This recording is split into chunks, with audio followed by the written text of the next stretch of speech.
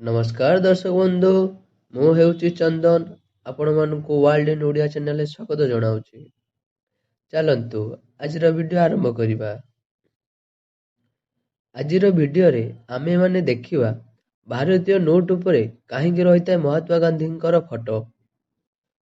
ମହାତ୍ମା ଗାନ୍ଧୀ ହେଉଛନ୍ତି ଜାତୀୟ ପିତା। ଭାରତୀୟ ମୁଦ୍ରାର ନୋଟ ମାର୍କ ଭାବେ ମହାତ୍ମା ଗାନ୍ଧୀଙ୍କର ଛବିକୁ ଏବେ ବ୍ୟବହାର କରାଯାଉଛି। ସମୟ ସମୟ ମନକୁ ପ୍ରଶ୍ନ ଆସିଥାଏ, ମହାତ୍ମା ଗାନ୍ଧୀଙ୍କର ଛବି କାହିଁକି ଭାରତୀୟ ମୁଦ୍ରାରେ ବ୍ୟବହାର କରାଯାଉଛି? ଅନ୍ୟ ସ୍ୱାଧୀନତା ସଂଗ୍ରାମୀଙ୍କର ଛବି କାହିଁକି ବ୍ୟବହାର କରାଯାଉନାହିଁ?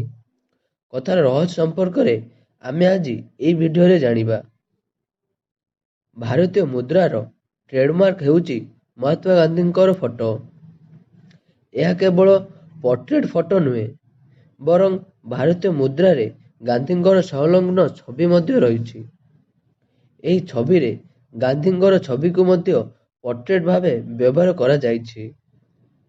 ତତ୍କାଳୀନ ବର୍ମା ଓ ଭାରତରେ ବ୍ରିଟିଶ ସେକ୍ରେଟାରୀ ଭାବରେ କାର୍ଯ୍ୟ କରୁଥିବା ଫ୍ରେଡରିକ୍ ବେତିକ୍ ଲାୱାରିନ୍ଙ୍କର ସହିତ କୋଲକାତା ସ୍ଥିତ ଭାଇସରୟ ହାଉସରେ ଭେଟ କରିବା ସମୟରେ ମହାତ୍ମା ଗାନ୍ଧୀଙ୍କର ଏହି ଫଟୋ ଉଠାଯାଇଥିଲା।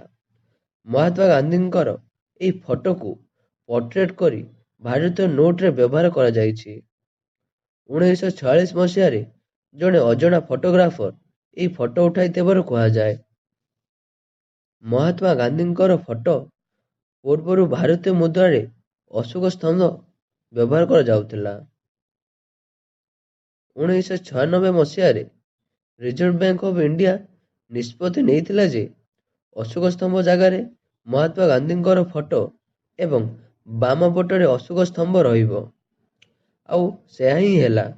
ଅଶୋକ ସ୍ତମ୍ଭ ନୋଟର ବାମ ପଟରେ ଚିତ୍ରଣ କରାଯିବା ସହ ଅଶୋକ ସ୍ତମ୍ଭ ସ୍ଥାନରେ ମହାତ୍ମା ଗାନ୍ଧୀଙ୍କର ଫଟୋ ରହିଲା।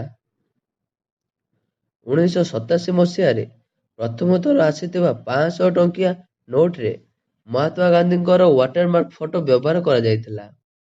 ହେଲେ 1996 ମସିହା ପରେ ଯେଉଁ ଭାରତୀୟ ନୋଟ ଆସିଲା, ସେଥିରେ ଗାନ୍ଧୀଙ୍କର ଫଟୋ ଚିତ୍ରଣ ହୋଇଥିଲା। କରେନ୍ସି ଅଫ ଅର୍ଡିନାନ୍ସ ନିୟମ ଅନୁଯାୟୀ ଭାରତ ସରକାର କେବଳ 1 ଟଙ୍କିଆ ନୋଟର ବ୍ୟବହାର କରିଥିଲେ। 2 ଟଙ୍କିଆ ଠାରୁ ଆରମ୍ଭ କରି 2000 ଟଙ୍କା ପର୍ଯ୍ୟନ୍ତ ରିଜର୍ଭ ବ୍ୟାଙ୍କ ଅଫ ଇଣ୍ଡିଆ ଦ୍ୱାରା ଜାରି କରାଯାଇଛି।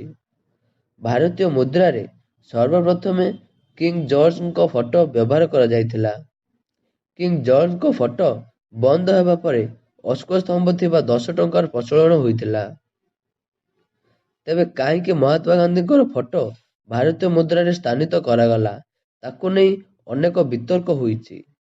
ଏହାକୁ ନେଇ କିଛି ବର୍ଷ ପୂର୍ବରୁ ଭାରତର ଅର୍ଥମନ୍ତ୍ରୀ ଅରୁଣ ଜେଟଲୀ ପାର୍ଲିଆମେଣ୍ଟରେ କହିଥିଲେ ଯେ ଯେହେତୁ ମହାତ୍ମା ଗାନ୍ଧୀ ଭାରତୀୟ ଲୋକଙ୍କର ନେତା ହେବା ସହ ସମସ୍ତଙ୍କର ପିତା ଥିଲେ, ସେଥିପାଇଁ ଭାରତୀୟ ମୁଦ୍ରାରେ ମହାତ୍ମା ଗାନ୍ଧୀଙ୍କର ଫଟୋ ରହିଛି। ଯଦି ଆପଣଙ୍କୁ ଭିଡ଼ିଓଟି ପସନ୍ଦ ଆସିଥାଏ, ତାହେଲେ ଭିଡ଼ିଓଟିକୁ ଲାଇକ୍ ଏବଂ ସେୟାର କରିବାକୁ ଭୁଲିବେନି। ଯଦି ଆପଣ ଆମ ଚ୍ୟାନେଲକୁ ସବସ୍କ୍ରାଇବ୍ କରିନାହାନ୍ତି, ତାହେଲେ ସବସ୍କ୍ରାଇବ୍ କରି ପାଖରେ ଥିବା ବେଲ୍ ଆଇକନଟିକୁ ଦବାଇ ଦିଅନ୍ତୁ। ଜୟ ଜଗନ୍ନାଥ।